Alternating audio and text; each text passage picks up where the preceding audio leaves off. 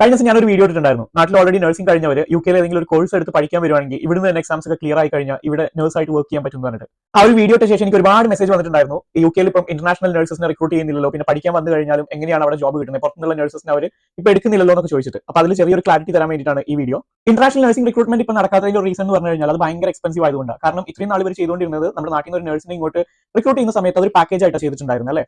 അതായത് നമ്മൾ നാട്ടിൽ പഠിക്കുന്ന OET, IELTS, CBT, ഇവിടെ വന്നിട്ട് എഴുതുന്ന NMC, OSCE ഇതിന്റെ എല്ലാം എക്സ്പെൻസ് അവർ റിയംബേഴ്സ് ചെയ്യായിരുന്നു.